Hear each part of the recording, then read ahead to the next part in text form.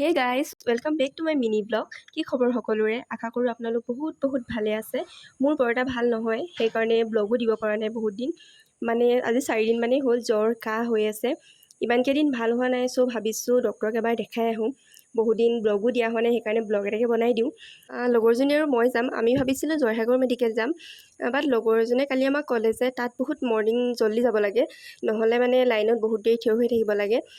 আমি মৰ্ণিং সোনকালে যাম বুলি ভাবিছিলোঁ, কিন্তু আমাৰ উঠাটো অলপ দেৰি হৈ গ'ল। চ' আমি কালুগাঁও মেডিকেললৈ গ'লোঁ।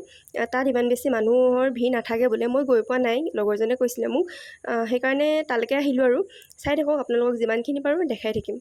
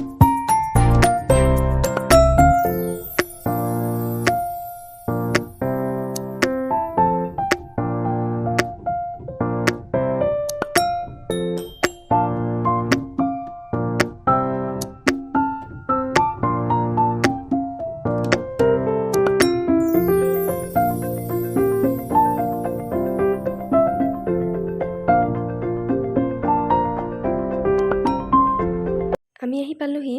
এইখনেই হ'ল কালুগাঁও মেডিকেল। ভিতৰত আহি দেখিলোঁ ইমান বেছি মানুহ নাই। লাইনত 3-4 মিনিটমান ৰ'ব লগা হৈছে। তাৰপিছত দেখাব পাৰিলোঁ। বিশেষ একো হোৱা নাই বুলি কৈছে, মানে যেনেকৈ জ্বৰ কাহ হয় সাধাৰণ তেনেকুৱা আৰু। দৰৱ পাতি দিছে, যিটো মই একেবাৰে ভাল নাপাওঁ খাই। খাব লাগিব আৰু এতিয়া, উপায়তো নাই। তাকে আমি দেখাই মেলি উভতি আহিলোঁ। আহি অলপ জয়সাগৰতে ৰ'লোঁ। তাৰপাছত হোটেলত কিবা এটা খালোঁ, খাই মেলি ৰুমলৈ আহিলোঁ আৰু। চ' তেনেকৈ গ'ল আৰু আজি দিনটো মেডিকেলতে গ'ল। দেখিছে ৰাতিপুৱাই ওলাই গ'লোঁ, আবেলিয়ে হ'ল ঘৰত ৰুমত ঘূৰি আহি সোমোৱালে। সেইটোৱে আৰু, ভাগৰ লাগিছে বহুত, আমিও অলপ জিৰাই মেলি লওঁ। তাকে ভিডিঅ'টো চাই যদি ভাল পালে লাইক কৰিব, কমেণ্ট কৰিব, শ্বেয়াৰ কৰিব। চেনেলটো বহুতে চাই, ভিডিঅ'বোৰ বহুতে চাই, কিন্তু ছাবস্ক্ৰাইব নকৰে চেনেলটো।